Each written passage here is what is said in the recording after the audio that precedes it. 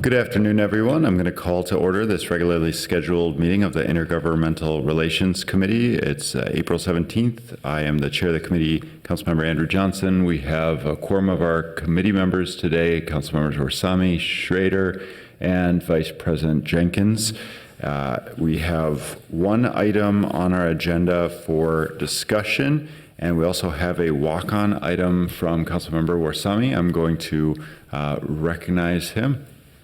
Thank you, Mr. Chair. We have a resolution that we want to bring, that my office wants to bring forth to the full council on Friday. And this is a resolution condemning Islamophobia and acts of bigotry, violence, and hate against the Muslim community everywhere. And we would love to have the support of our colleagues on this. Excellent. So we have a motion from Councilmember Orsami on this resolution. Yes.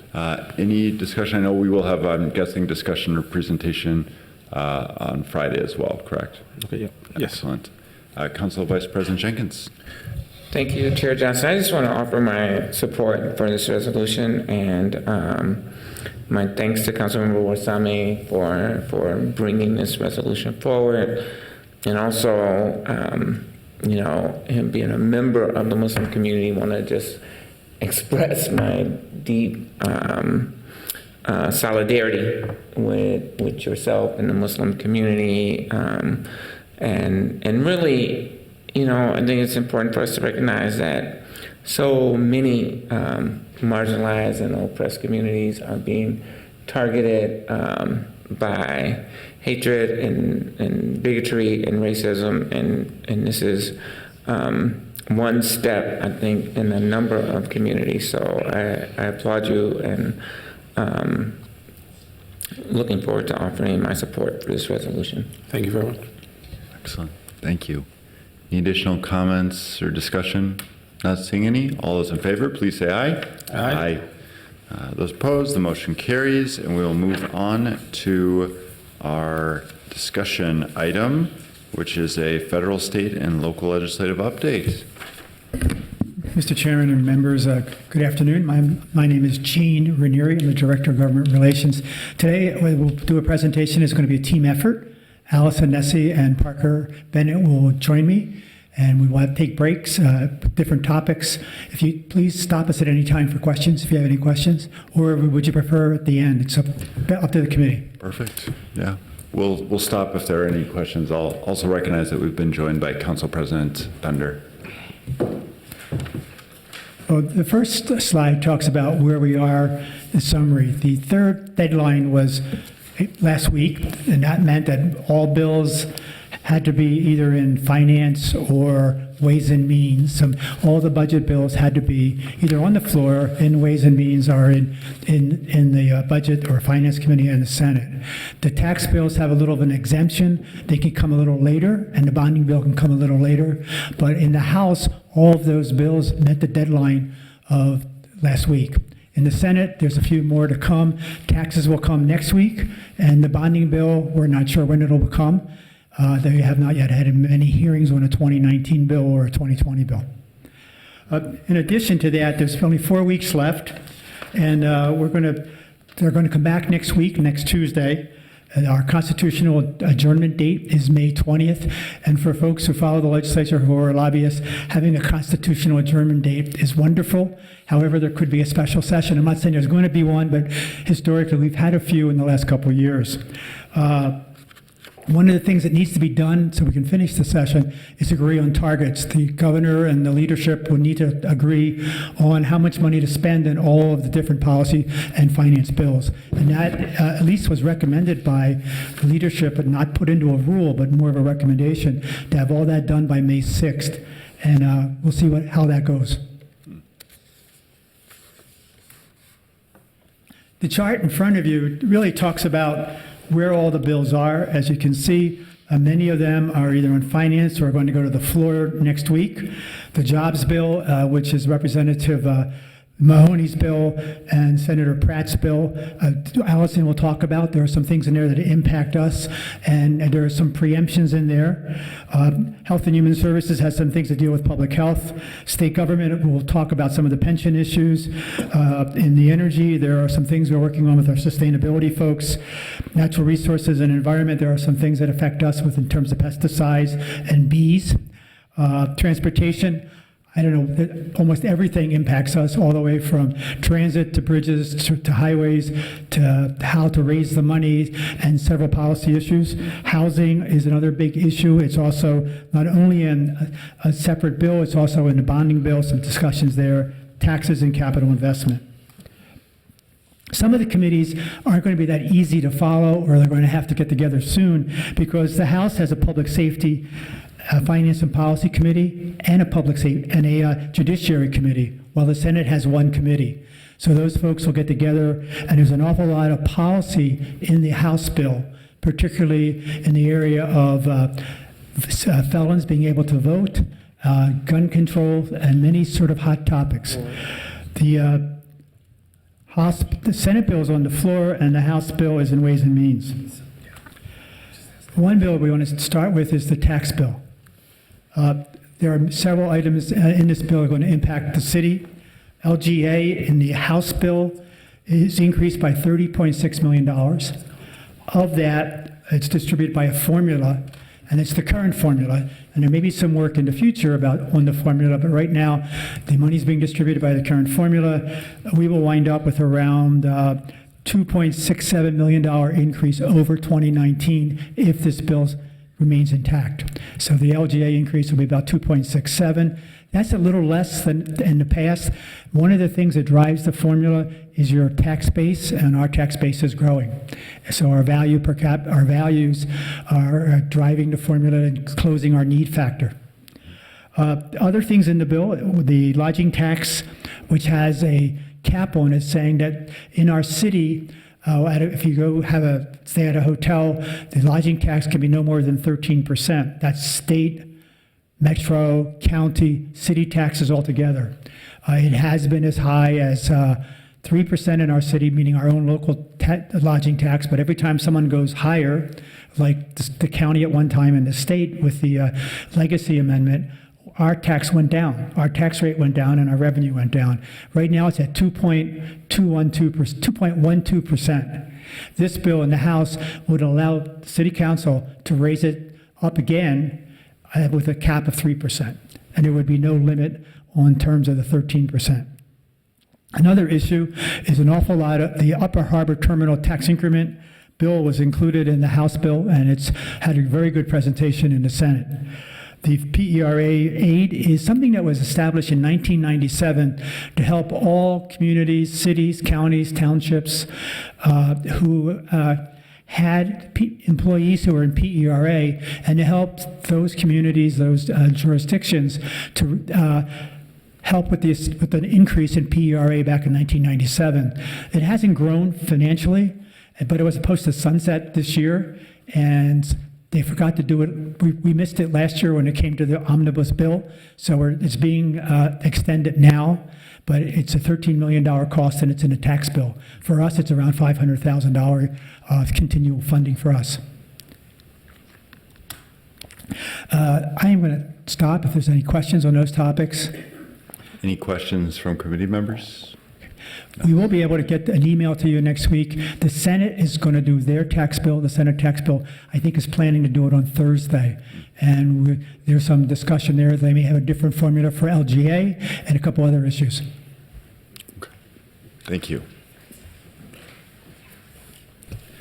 Quick question, Ms. Renier, on that.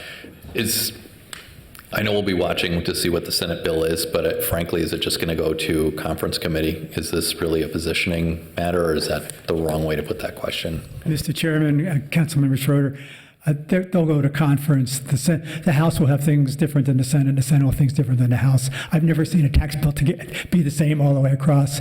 But yeah, there will be differences. For example, we do know that the chairman of the tax committee in the Senate introduced a bill for government aid that only had $15 million instead of 30. And he had that $15 million only going to cities with a population of 5,000 or less. So yeah, there's a difference. Oh, thanks. And there'll be some differences in conformity and also in some of the state taxes. Thank you. Chair Johnson and members, I'm Parker Bennett, the legislative aide for this session. I'm going to be going over the transportation bills. First up, the House, which is House File 1555. They're looking at about $7.25 billion in appropriations, which is about almost a full $1 billion more over the base. Key things here, Metro Mobility is moved to its own line item in the general fund, so it moves out of the Met Council's budget, which frees up more room there. They also have some base increases to airport development and assistance, municipal and county state aid, as well as creating a new electric vehicle infrastructure account. It also includes $2 billion in trunk highway bonds. So $1.7 billion of those go towards state road construction and maintenance, and about $300 million goes to the Corridors of Commerce program. Over in the Senate, though, in Senate File 1093, they keep Metro Mobility in the Met Council's budget, which has been a source of concern for the Metropolitan Council. They also reduce the base for the passenger rail and Corridors of Commerce program. They actually defund both of those. In addition, it includes a couple of audits of the Department of Transportation and the Department of Public Safety. The House is really where they have new finance provisions. The main one is the 20-cent gas tax increase, which is done phased in 5-cent increases over 4 years. In fiscal year 23, it would then be indexed to the National Highway Construction Cost Index for inflation. Also included are some various increases to registration and driver's license tab fees, filing fees, as well as the motor vehicle sales tax by 0.375 to a total of 6.875%. We have a question from Councilmember Schrader. Yeah. Sure, just a quick question on the Senate bill on the Corridors of Commerce. Wasn't that a pretty successful program for suburbs and for other areas? So I'm kind of curious about the cut. Yeah, Gene? Mr. Chairman, Representatives, Councilmember Schroeder, yes, it was statewide. It was in the suburbs. I think we had a project in the city of Minneapolis, but all over the state. I think there was a project in Wilmer and I think up in Moorhead. But yeah, it's been a big, successful program. Thank you. Other provisions in the House Omnibus bill include restructuring the motor vehicle lease sales tax to include Hennepin and Ramsey counties. So before, those haven't been included in the formula for distribution because of just the size of our populations. Here, they do a percentage of our populations to allow us to enter into that formula. So we would be getting some of that money if this does pass, and it would create a new electric vehicle infrastructure account to invest in infrastructure across the state. And then the other main thing would be the imposition of a new 0.5 cent sales tax in the 7-county metro area. This would be for transit. It would go to the Metropolitan Council. 50% would go to the Met Council just outright, and half would go to their Transportation Advisory Board. And then it gets divvied up pretty much 30-30-10 for transit, roads and bridges, and then non-motorized transportation, so walking, biking, other sorts of things. Council President Bender. Thank you, Mr. Chair. This is back on the last slide. It may be more comment, but feel free to chime in. Mm-hmm. I did just want to underscore a couple things that I know the council's familiar with, but just even this one piece about moving Metro Mobility to the general fund is critically important for our constituents because the status quo is a cliff, which will dramatically impact either service or fares or both. And so shifting Metro Mobility out of Metro Transit's operating dollars is critically important for our constituents, both who use transit today, who are dependent on transit, and for the realization of our Minneapolis 2040 vision, which is to concentrate growth near transit, therefore requiring that we have functioning transit in our city.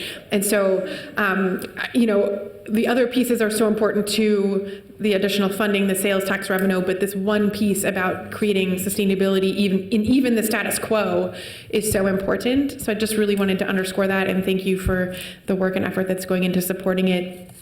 And then just another little comment, which is, as we think kind of longer term about our transportation action plan and our city's transit network, I just wanted to reflect that given the dissolution of CTIB, it means that Hennepin County is collecting that sales tax revenue. And so we just have a need as a city to, as we're articulating our transit vision, really be communicating with, partnering with, advocating for local transit service with all of those funding partners, which is now Hennepin County and Metro Transit, and of course, advocating for the funding at the legislature. So there's lots of ways that we need to continue to, I think, put forward our vision and then advocate for the vision. Thank you. Hennepin County has a lot of sales tax revenue they're collecting, and so we'll be able to advocate to them for spending some of that on city bus service, I think. Absolutely. Absolutely. Thank you. Next, we're going to move on to the policy provisions. So both the House and the Senate include a provision that would allow cities to establish their own speed limits. They differ a little bit in how they get to this in terms of statute, but they both pretty much end up being the same result, which is that cities would then have the authority to establish a lower speed limit on residential roads without having to go through the MnDOT review and then approval process. They also deal with the Met Council Calhoun Isles mediation, and they both require a mediation as well as a settlement. The House has a much lower settlement number than the Senate does. And then the House would also require the city of Minneapolis to lead rail safety meetings for the duration of the Southwest Light Rail project, whereas the Senate would have a vibration susceptibility study that the Met Council would have to fund. So there's a little bit of difference there. In the House, they have a bunch of new autonomous vehicle regulations that would allow for the testing of AV on public roads given a permitting process that would go through a MnDOT. However, the Senate decided to prohibit any autonomous vehicles on any public roads in the state. There's also some bicycle regulation updates in the House that would touch on passing and shoulder use, as well as clarify what a bikeway definition is. The Senate, meanwhile, would prohibit MnDOT from funding or recommending anything to do with bikeways or bike lanes. So state funds would be prohibited for bicycle lanes. There's also some language to do with drones or unmanned aircraft. Would allow cities and local governments to establish their own ordinances as long as they send and review them to the commissioner of MnDOT. And then it also lifts the prohibition on a study, planning, development, and construction of a rail line from Minneapolis to Northfield, whereas the Senate would ban the use of state funds on any light rail expansion or capital costs. Other main things in the House file include the driver's license for all bill, which is a bill that would make it so you can apply for a federally non-compliant driver's license or a state identification card without having to prove citizenship or lawful presence in the state. This is not in the Senate bill. There's also some language to do with traffic fines and fees that would prohibit driver's licenses from being suspended or revoked, given that the only conviction is driving after suspension or revocation, or failure to pay a traffic ticket, parking fine, or surcharge. So this is one half of our driver's license fines and fees bill that we're looking at. And then in the Senate side, they do allow the Minneapolis City Council to adopt an engine braking ordinance for sections of I-94. Councilmember Schrader? Yes. Yeah, on that point, why signal out parts of 94, not 35W or? It's just, I know these things are usually well researched and thought out. it's for westbound lanes from LaSalle Avenue to the Lowry Tunnel. Okay. Thanks. And I'll plead ignorance here. What is an engine braking ordinance? Actually, It's I don't jake know. braking is how it's common. What's that? Jake braking is another name for engine So braking. I could fill in why this is important to myself and my district, being like my district's divided by 35W. This becomes a big issue if you're on the crosstown or on 35W where you're braking on that curve. The residents can hear it. It's extremely loud and extremely, they would, some rank that higher than the jet noise in my district. So that's why that would be important to regulate in my area, or why I'd be in favor of that. Is that trucks or? Yeah, semi-trucks. You learn something new every day. Thank you. Appreciate the explanation. That's helpful.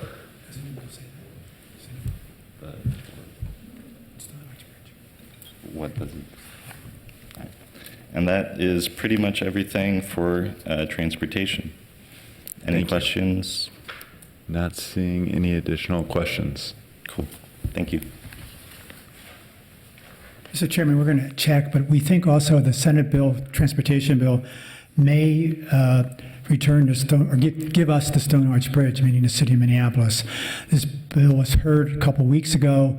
The concern was that MnDOT allegedly, legislators were concerned that they really weren't aware of the funding for the Stone Arch Bridge. There was legislation introduced by Senator Senjum that basically said, we get it in July of 2019. We've opposed that. As a city, I think it might be back in the bill, but it's not in the House bill. And that the MnDOT, we're not sure if this does transpire, does MnDOT then fix the bridge before we get it, or what happens? That's something that needs to be talked through. Yeah, that's an interesting choice that they made on that. So, gifting us something that we didn't ask for and don't want. So, Mr. Chairman, that is correct. And also there is a process for turnback, and this just totally ignores that. yeah. And Ms. Cerny did testify against this at the hearing a few weeks ago. Thank you.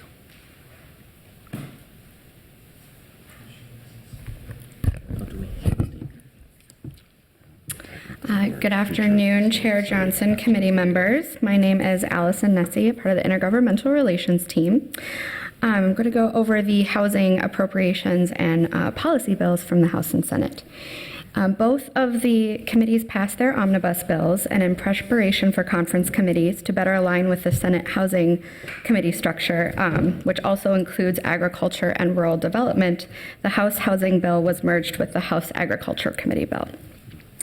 The House Housing Omnibus Appropriation is a $26 million increase to the base to programs administered through Minnesota Housing Finance Agency. The Senate Housing Omnibus did not include an increase from the previous biennium, and instead it moves funds from existing programs to fund other priorities.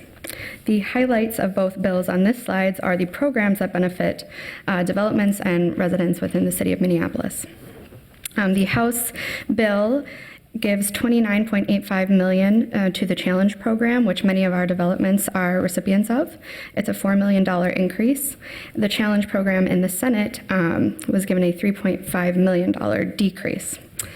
The Local Housing Trust Fund Match, which is a new initiative in the House Housing Bill, received $7 million. It is not included in the Senate file.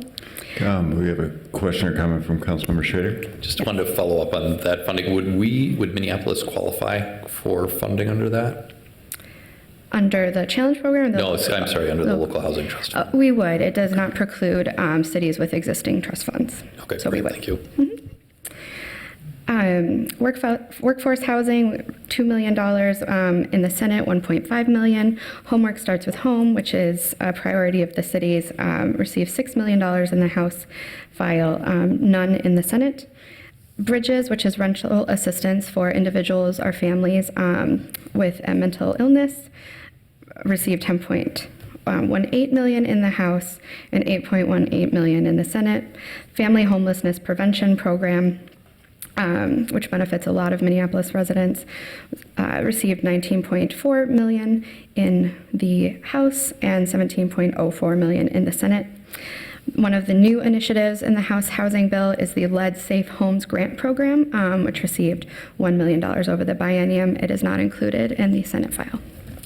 Councilmember Schrader? Just had a quick question on the homework starts at home. That's been around for a while. Is this $6 million, does it designate certain cities? Does it continue with the pilots, or is that open, kind of an open? It's a competitive grant. Oh, great. So, yep. Thanks. Any other questions? Okay. Around housing policy bills originating from the House were not included in the House Omnibus bill that really focused just on appropriations and finance. Many of them moved on their own. Out of the 7 tenant protection bills that we followed closely on, only one, House File 495, Senate File 125, which is authored by Minneapolis Representative Knorr and Senator Dietzick, has moved off the floor in the House, but it is awaiting to be heard on the floor in the Senate. So it at least made it out of committee. Housing policies that were included in the Senate's housing omnibus bill. This slide highlights one that would impact the city and our residents. The programs that we have are funding that residents receive.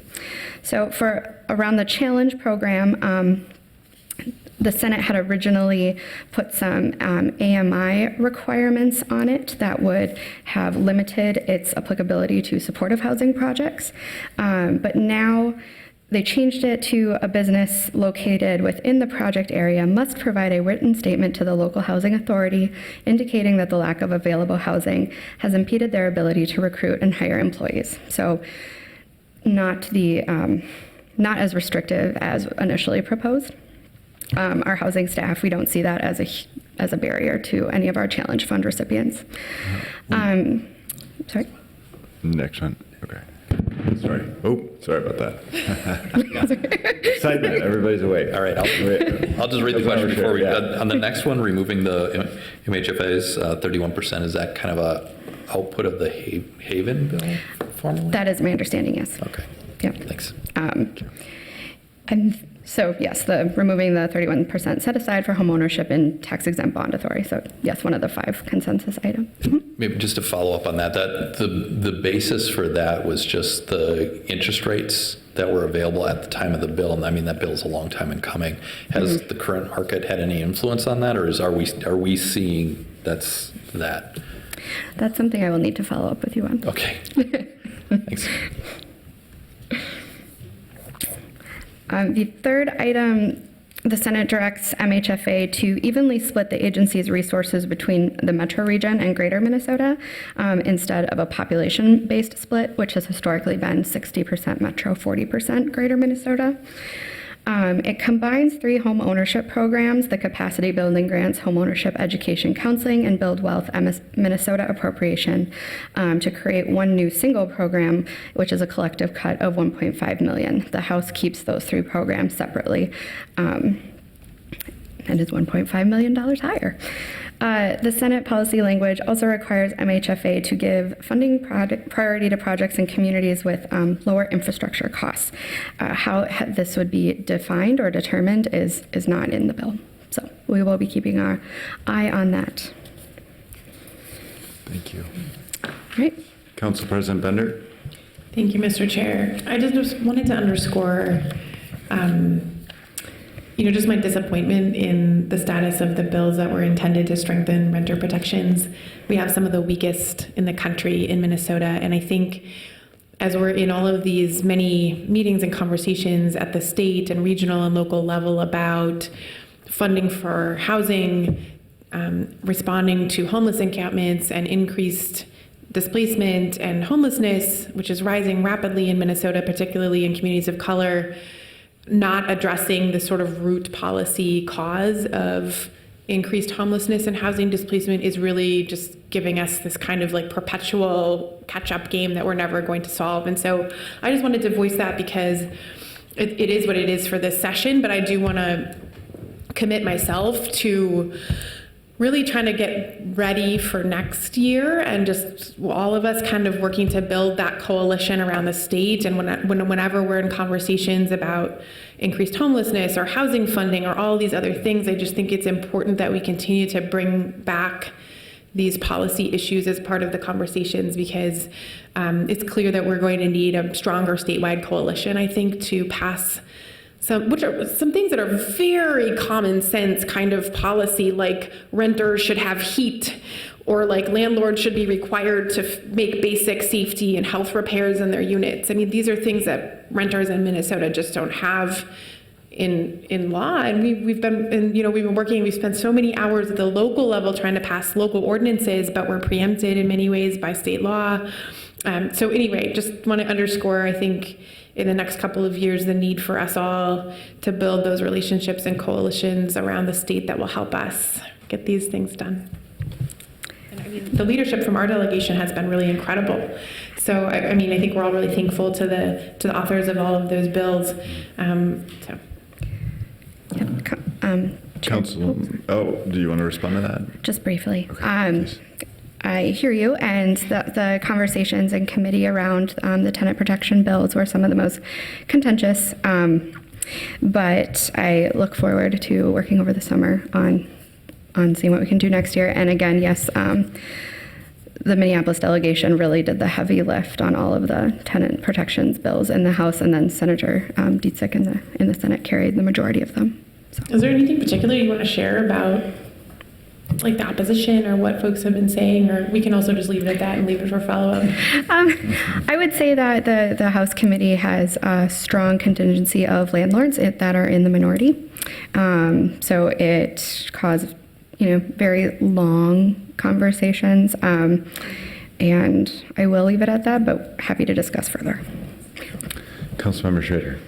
I just have a comment. You can probably tell from my questions I'm extremely disappointed in the Senate and the way that they are approaching it. It's not based on data. It's not based on any pilot programs or policy. It's frankly just very selfish about like their very individual area, and it's hurting Minnesota. And I think that's very unfortunate. I kind of want to thank you. That's not an easy environment to work in when we are trying to do the work that is being held up by the state from a very specific short-term, very selfish view, when we are really trying to look out for something that will help Minneapolis, which would help the whole state. So thank you. Thank you. Thank you. Right.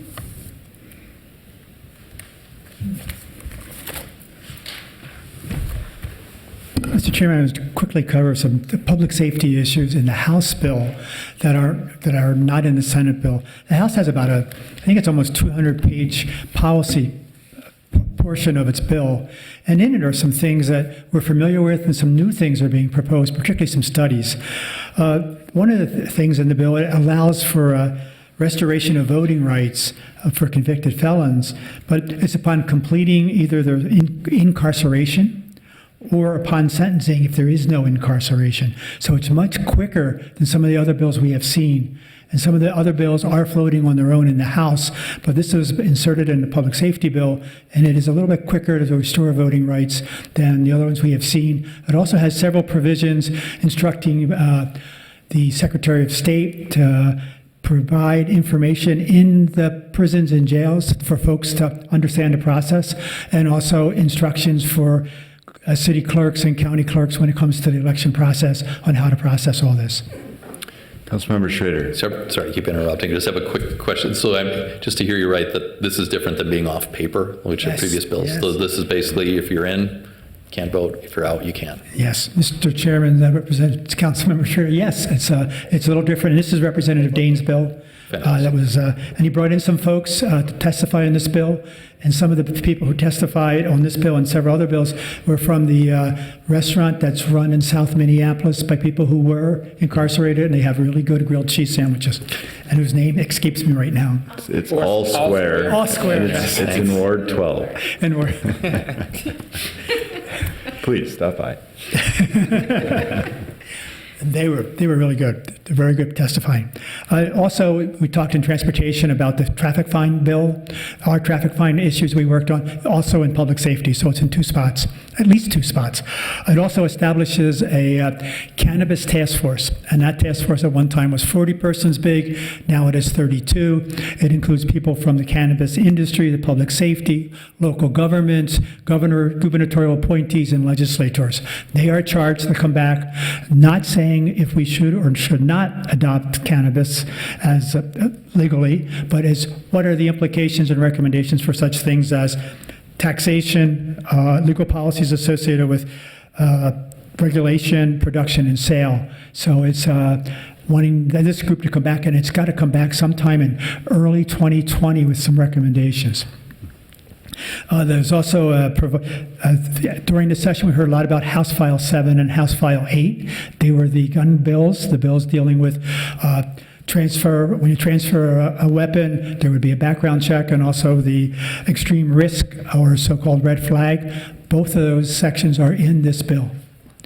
This bill also includes several studies dealing with police, community relations, police and labor and city-county government relationships, lots of task force on that, and also some other studies on traffic stops.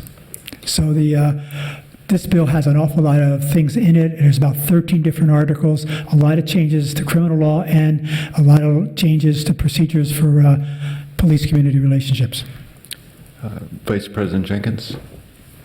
Thank you, Chair Johnson and Mr. Ranieri. I'm sorry if I missed it, but what's the makeup of the Cannabis Task Force? Is it all legislators? Is it community, industry folks? Who's all on that?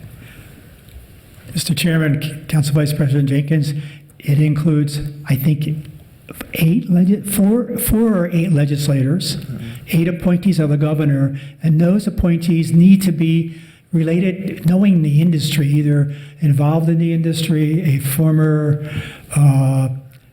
representatives of the industry, growers, things of that nature, and then folks from public safety, sheriffs and police chiefs, I think one each, a city council member, an elected city official appointed by the League of Cities, an elected county commissioner appointed by the Association of Minnesota Counties, then representatives from the various state departments like Health and Human Services, Public Safety, and then some people at large. So it's a fairly large task force, and they're supposed to have their work done and recommendations. I think it's by February 15th of 2020. And Mr. Chairman and Council Vice President and committee members, we can send you a list of the exact membership. Thank you. Great, thank you.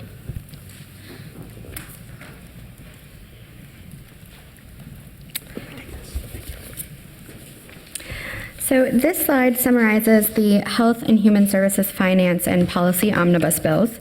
You will note that a total appropriation difference of $556 million exists between the two.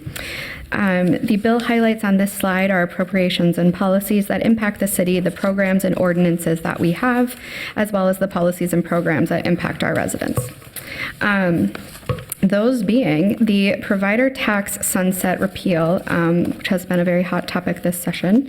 The sunset repeal is included in the House file. It is not included in the Senate file.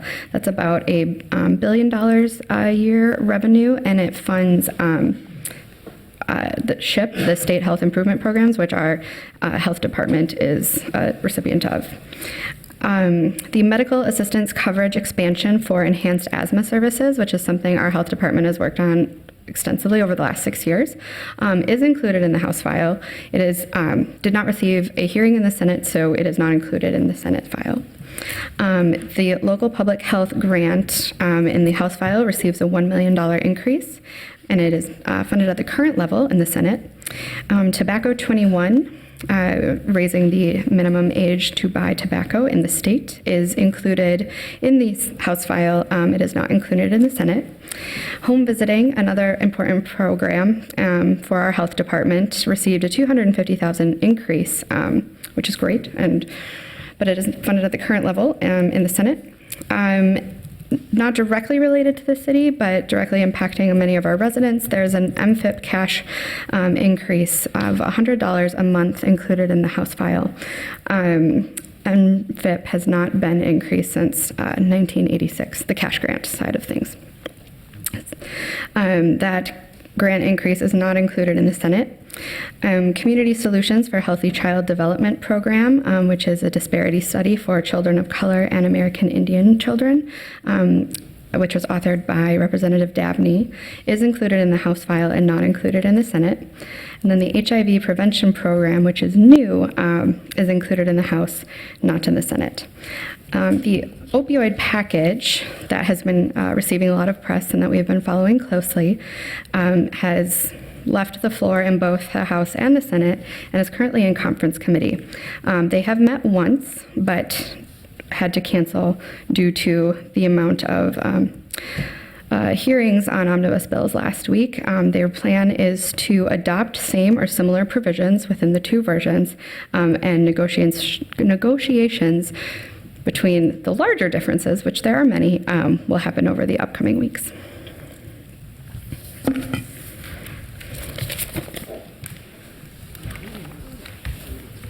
Mr. Chairman, the next is the capital investment. And in the first slide, I tried to show the different revenue sources that go into the bonding bill. The bonding bill really is more than just capital general obligation bonds of the state. There's, and the governor, he proposed $818 million of general obligation bonds. The House is at 1.2. Also, some money is dedicated for general obligation bonds, but for transportation projects, and that's mostly road and bridges. As you can see, they both put in $200 million or $295 million. So a significant amount of money is going in for roads and bridges statewide through the general obligation transportation fund. User financing is, I think, partially, the bonds are partially paid off by revenues coming back from the investment. And this is money, this $40 million is for the Rural Finance Authority, for projects in rural Minnesota, capital investment projects, capital improvement projects. The general fund is usually a small amount of money. Some years it's fairly significant, but usually a small amount of money to be used often for projects that can't be bonded. They're not bondable. Maybe they're nonprofits or some other things that don't have a useful life equal to or greater than the bonds. The bonds are 20 years. In this year's project proposal, there's $1 million for public TV equipment. It obviously doesn't go 20 years, so it can't be bonded, so it's being in cash. The trunk highway bonds are only to be used, they come out of the highway user tax distribution fund, or the gas tax, and that pays off those bonds. And the appropriation bonds are a they don't count as general obligation bonds, but they they're like a moral obligation of the state, and they have been used mostly for housing. And this $120 million in both the governor's proposal and the House are for housing. And up above where general obligation bonds are is $30 million for public housing. So both those bills. Now, there isn't a Senate bill yet. This is a fairly large bill for a odd year because the governor usually does his proposal in the even year. But this bill is out there. It'll be on the floor probably maybe late next week or the week after. And if you turn the page, these are the projects that are in the bill located in our city. And they include, at the University of Minnesota, the Child Development. And then there's our three projects, the Emergency Operations Center, the Central City Storm Tunnel, and the Emergency Operations Center, the Storm Tunnel, and the Upper Harbor Music Venue are all fully funded. There's also a bike pedestrian bridge in Representative Noor's district that goes across 94. There's the Park Board's 26th Avenue North project, which is the bikeway, I think goes to the river. And then there's, in the legacy bill, $19 million the first year and $20 million the second year for metro parks. They don't specify the projects. It just says what was approved by the cities and or the park boards when they submitted it to the council. So there will probably be additional funds there for the park board. And also in the House bill is $70 million for BRT. The governor had 20 in his bill for the D line. This covers them all. This $70 million would do D, B, and E. I got them right. That's really great. So yeah, I don't know if it'll stick, but it's a great start. And then getting ready for 2020, and we're going to probably bring to the council sometime in late May, is proposals for 2020. The governor, by statute, needs to submit his to the capital investment proposal to the legislature in January of 2020, or I think it's January 15th. What the process starts, it's in Chapter 15A, is that local governments and the state agencies can submit proposals to the management and budget, usually by the middle of June, and they can be included in a list that goes to legislators, and those projects, that list, serves as the basis for the tours, the budget tours, or the capital bonding tours that we all been on in the buses over the last couple of years.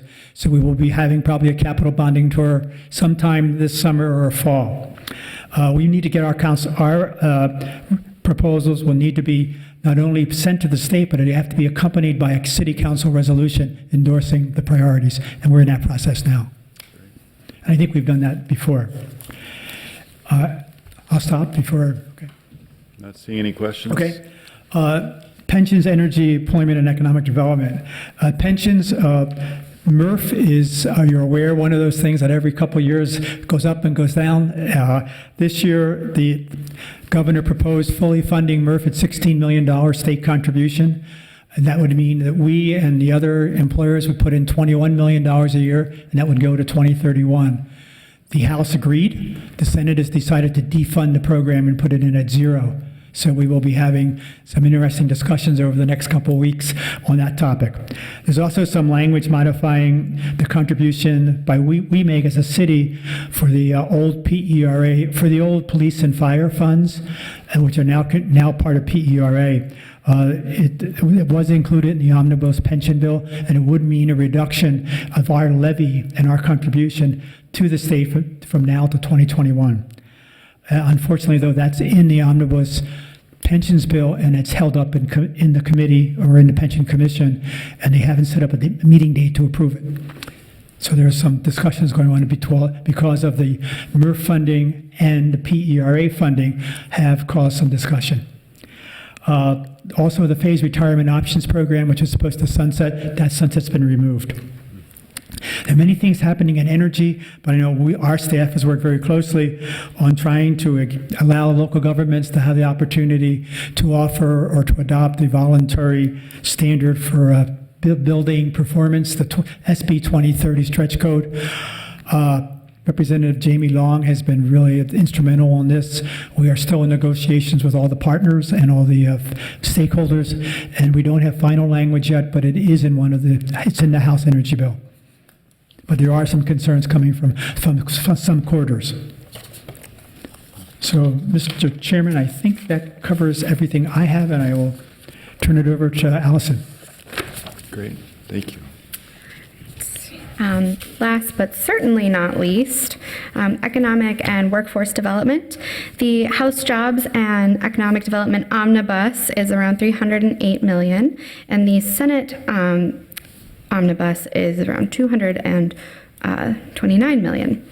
So that's about an appropriation difference of about $76 million. And as noted previously, this bill the highlights on this side are appropriations and policy that impact the city, our programs and ordinances, as well as the ones that impact our residents.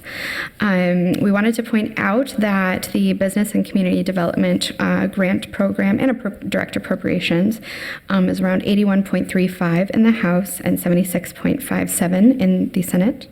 The workforce development, competitive and direct appropriations are around 81.84 and in the House and 52.5 in the Senate.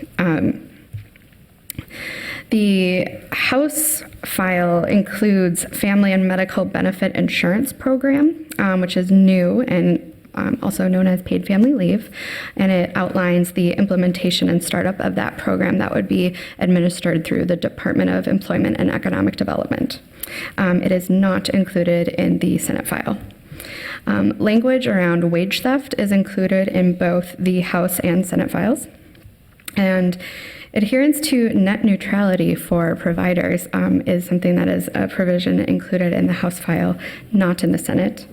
There is some language about a minimum wage preemption that is included in the Senate file, but not in the House file. So this concludes our presentation for the afternoon, and we are happy to stand for any questions or comments. Any questions or comments from committee members?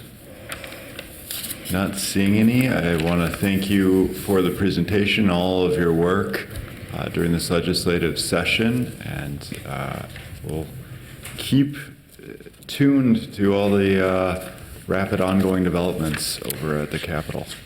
So thank you. Thank you. With that, I will move that we receive and file this presentation. All those in favor, please say aye. Aye.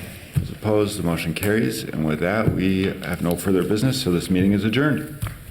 Thank you. Thanks.